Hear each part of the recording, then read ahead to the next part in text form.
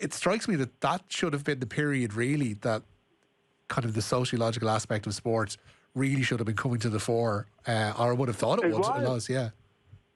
Yeah. Go back and read me. Yeah, no, absolutely, Richie. That's when it did come to the fore.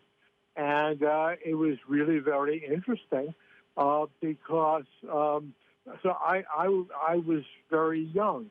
But, I got to cover the first Liston Clay fight because it was generally assumed that Liston would knock Clay out in the first round.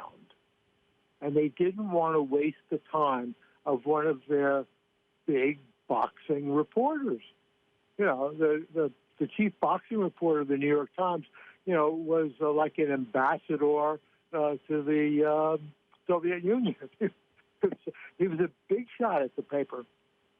So the general feeling was, we don't want to waste his time. What's the kid doing? I'm the kid.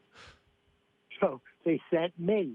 And so I'm kind of around the same age as Cassius Clay, and we bonded. It was wonderful.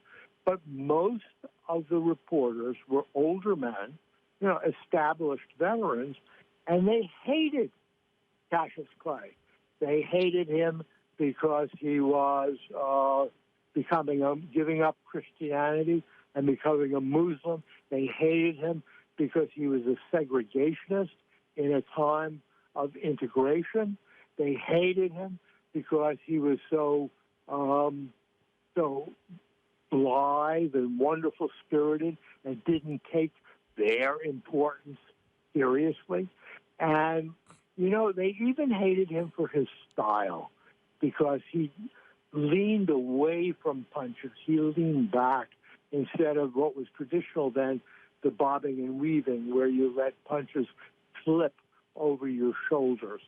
So it was a wonderful time. And then, of course, he refused to be inducted into the United States Army, and so they really went after him. And these were, kind of the major sports writers. So it brought all those issues to the fore. Now, once Muhammad Ali began to fade as an important boxer, those issues began to fade too. And you're right, they didn't come up again seriously until the 90s. But they certainly were covered, and they certainly were a sense of the future. But, I mean, that's so important to find that balance. Yes, we have to cover the sociology of this. We have to see how sports fits into American culture. Yet, on the other hand, we still have to remember that this is an entertainment that gives an awful lot of sustenance and pleasure to millions and millions of people. And that one of our jobs as sports writers is to extend that entertainment, to extend that pleasure. And you do that by, telling stories